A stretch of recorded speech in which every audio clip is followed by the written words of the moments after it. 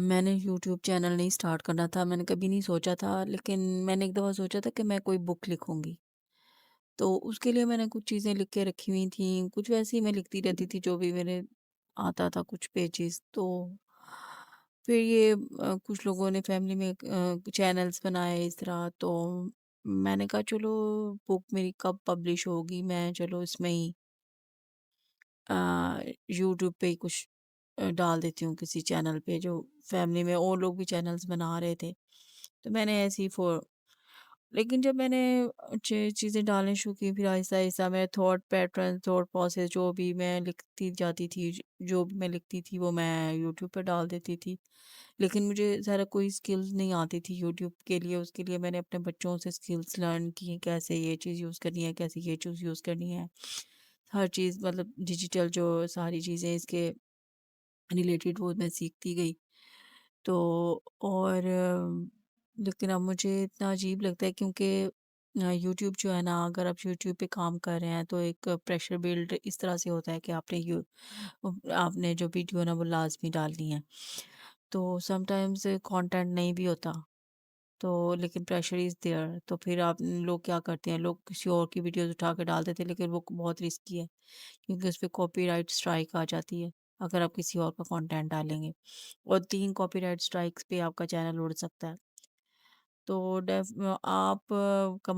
کمانے کے لیے آپ نے کیا یا کوئی اور پرپز ہے، لیکن ظاہر ہے آپ نے اتنا کام کیا تھا تو آپ یہ تو نہیں چاہتے نا کہ آپ کا چینل اڑ جائے۔ تو اور جو پریشر بلڈ ہوتا ہے اس کو آپ نے کچھ نہ کچھ ڈالنا ہی ہے۔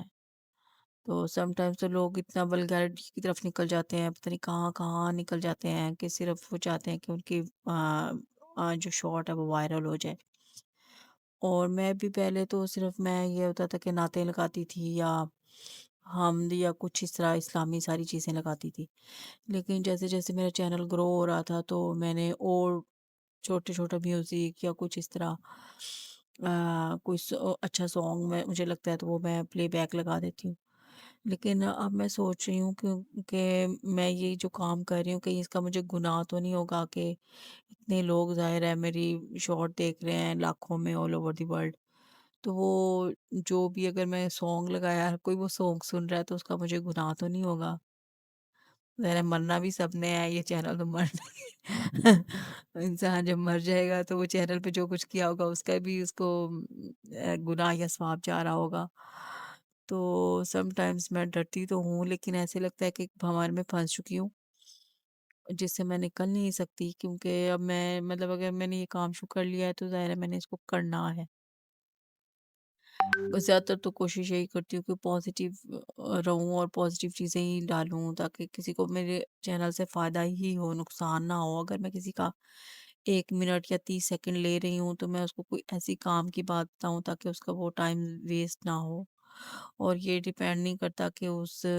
شارٹ سے ایک بندے کا فائدہ ہو رہا ہے یا 10 کا یا 20 کا یا 5 کا یا کتنے ویوز ہیں۔ اگر پوری دنیا میں سے صرف ایک ہی انسان کو اس شارٹ سے فائدہ ہو جاتا ہے تو میرا پرپز پورا ہو گیا۔